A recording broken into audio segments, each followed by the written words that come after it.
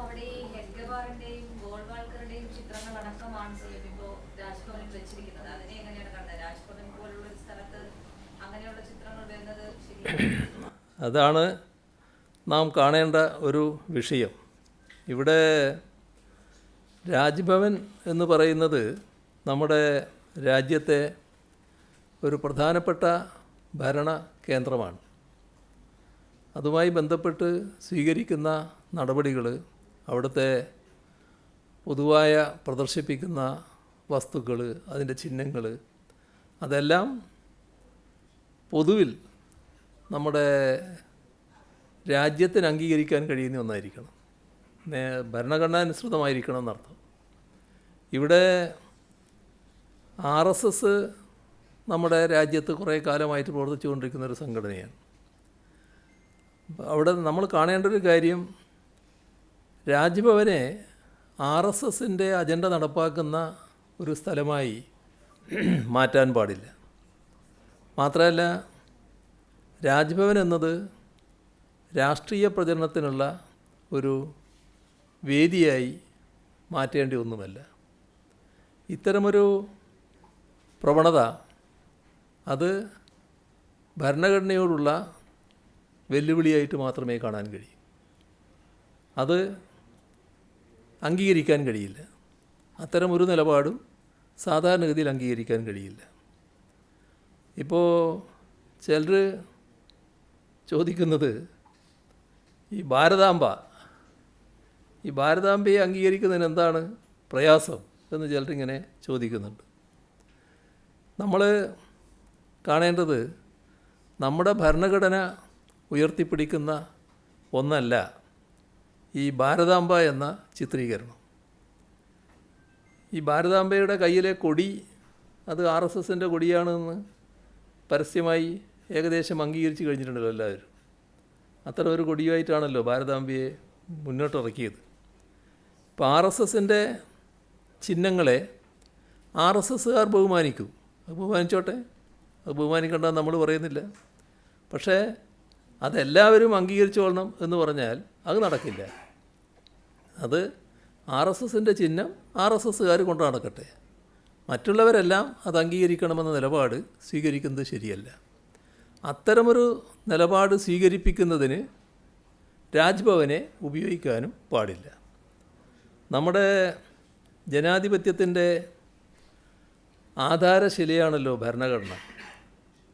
ഈ ഭരണഘടനയോട് ഉള്ള RSSൻ്റെ നിലപാട്, സമീപനം, ഇതൊക്കെ എല്ലാവർക്കും അറിയാവുന്ന കാര്യമാണല്ലോ. 1925 RSS രൂപീകൃതമാകുന്നത്. ആ കാലം നമ്മുടെ രാജ്യത്ത് സ്വാതന്ത്ര്യസമര പ്രസ്ഥാനം ശക്തിയാർജിച്ച കാലമാണ്.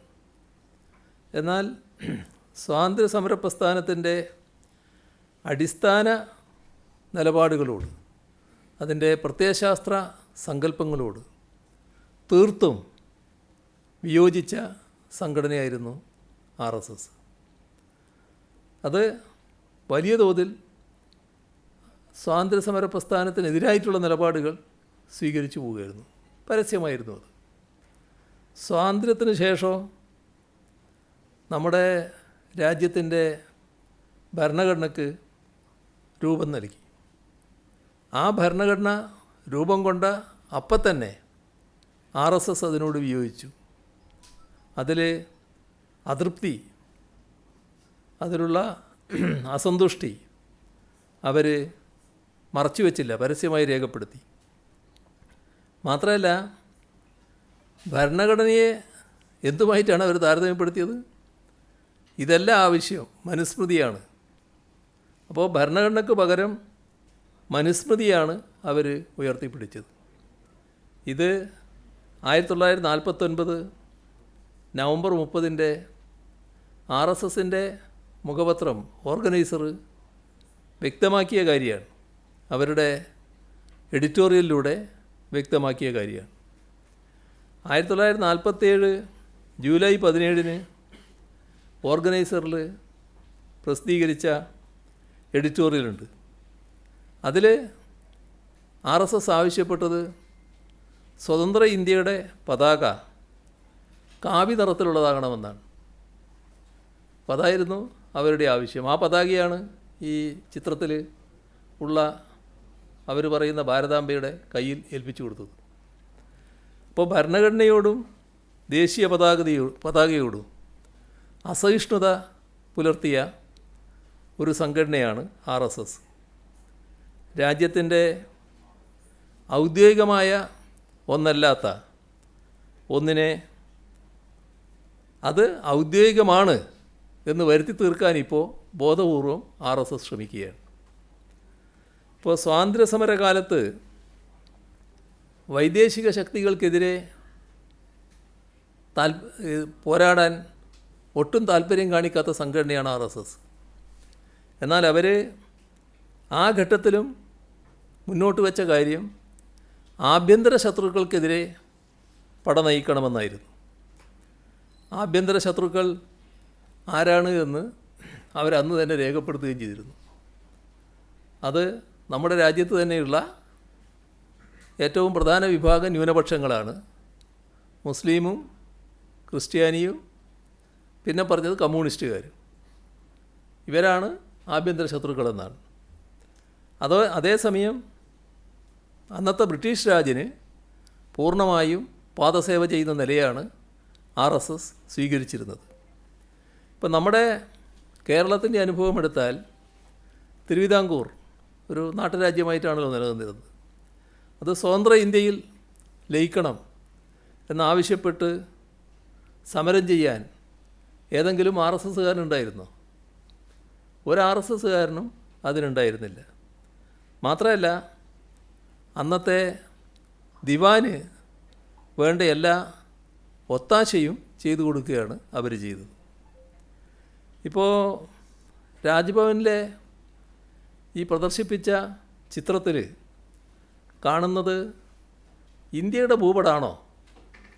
അതൊരു നോട്ടത്തിൽ എല്ലാം എന്നാണ് കാണുന്നത്. ബ്രിട്ടീഷ് ഭരണത്തിലുണ്ടായിരുന്ന പ്രദേശങ്ങളുടെ ഭൂപടമാണ്. ദക്ഷിണേഷ്യയിലെ രാജ്യങ്ങളെ ഒറ്റ ഹിന്ദുത്വ രാഷ്ട്രമായി ഏകീകരിക്കണമെന്ന RSSൻ്റെ വർഗീയ അജണ്ടയുണ്ട്. ആ വർഗീയ പ്രോജക്റ്റിന് നമ്മുടെ രാജ്യത്തിലെ ഭരണഘടന ഒരു പിന്തുണയും പിൻബലവും നൽകിയിട്ടില്ല. അതിനെ അംഗീകരിക്കേണ്ട ഒരാവശ്യവും ഭരണഘടന നിർദ്ദേശിച്ചിട്ടില്ലാത്ത ഒന്നിനെ അംഗീകരിക്കേണ്ട ഒരാവശ്യവും ഞങ്ങൾക്കില്ല. ഒരു കാര്യം മാത്രമേ പറയാനുള്ളൂ. രാജ്ഭവനെ RSS ശാഖയുടെ നിലവാരത്തിലേക്ക് താഴ്ത്താൻ ശ്രമിക്കരുത്.